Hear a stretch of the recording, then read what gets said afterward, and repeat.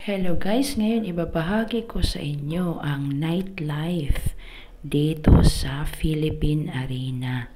Unang pagkakataon po talaga itong nakapamasyal kami dito dahil namasyal kami sa Santa Maria, Bulacan at malapit lang pala ang lugar na ito dito sa kanilang lugar. Ito yung sports stadium. Kung makikita niyo sa likuran namin, ito yung sports stadium ng Philippine Arena. Napakalaki pala talaga guys at napakalawak ng kanyang grounds. Very conducive sa picnic sa tuwing gabi. At oo nga, meron ditong parang tiyanggi-tiyanggi at meron itong food bazaar. Oo, na pwedeng sa tuwing na pagkatapos ng iyong pamamasyal ay dito kayong kakain na magpamilya. Napaka aliwalas ng lugar at napaka presko ng hangin dito sa labas.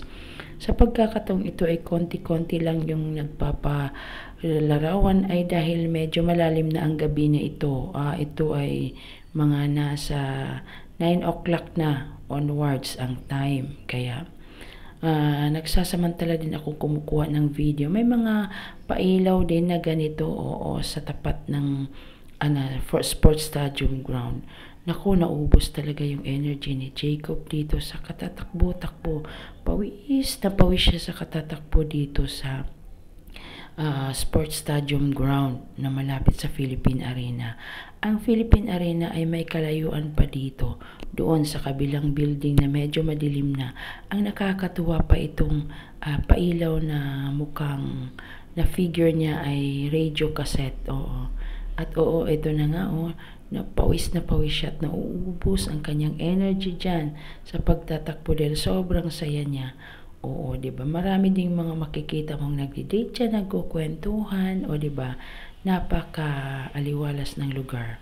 Dito sa bandang rito ay hindi na masyadong makinang yung ilaw, pero namamasyal pa rin si Jacob. Ang ginagawa ko lang ay habol na habol ako sa kanya at kukuha ng mga picture at larawan. Napakaganda pala talaga ng Philippine Arena at Sports Stadium dahil first time ko talagang nalapitan itong nakuhanan ng mga larawan sa malapitan ang lugar na ito. At wish ko sa susunod ay makakabalik kami dito ng daytime naman para mapasyalan namin yung sinasabi nilang flower farm. Ayan ayan po yung sports stadium.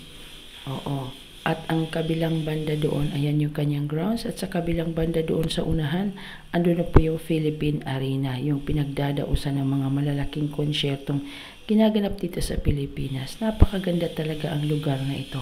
At yung mga umiilaw-ilaw dyan, ayun yung food bazaar na napuntahan namin kanina.